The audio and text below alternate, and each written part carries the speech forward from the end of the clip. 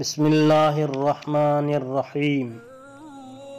کل شام کو کام سے انتہائی تھکا ہوا گھر آیا۔ تھکاوٹ سے جسم کا انگ انگ ٹوٹ رہا تھا۔ آتے ہی بستر پر گر گیا۔ ابو فوراً کمرے میں آئے، انتہائی شفقت سے حال احوال پوچھا اور میں نے تھکاوٹ کے باعث بے دلی سے جواب دیا۔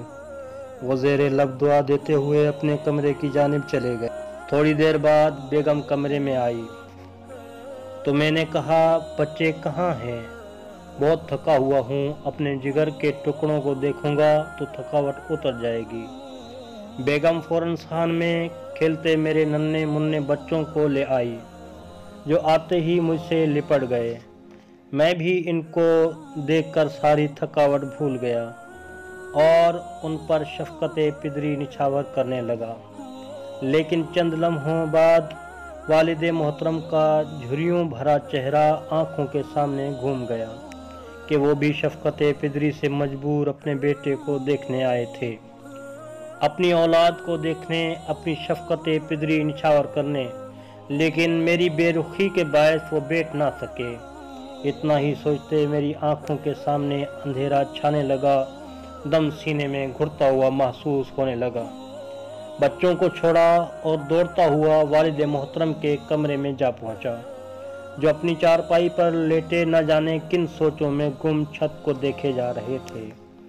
میں ان کی چارپائی پر ان کے قدموں میں جا بیٹھا، ان کی ٹانگیں دبانے لگا۔ ابو فوراً اٹھے اور مجھے سینے سے لگایا۔ نہ جانے کیوں ہم باپ بیٹے پھوٹ پھوٹ کر رونے لگے۔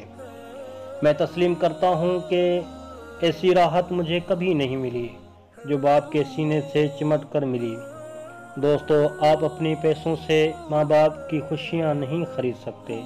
پیسہ تو انہوں نے بھی ساری زندگی کمایا، ہنستے ہنستے سب آپ پر لٹا دیا، یہ جانتے ہوئے بھی کہ کل وہ بوڑھے ہوں گے۔ اپنے بڑھاپے کے لیے کچھ نہ بچایا، اگر کچھ بچایا تو وہ بھی آپ کے لیے۔ آپ صرف چند لمحوں کے لیے اپنے ماں باپ کے ساتھ بیٹھ جایا کرو، ان سے دکھ سکھ کی باتیں شفقت سے کیا کرو، یقین کرو دنیا و آخرت میں فلاح پاؤ گے۔ رسول خدا صلی اللہ علیہ وآلہ وسلم فرماتے ہیں، رضا الرب فی رضا الوالدین، والدین کی رضامندی خدا کی رضامندی میں ہے۔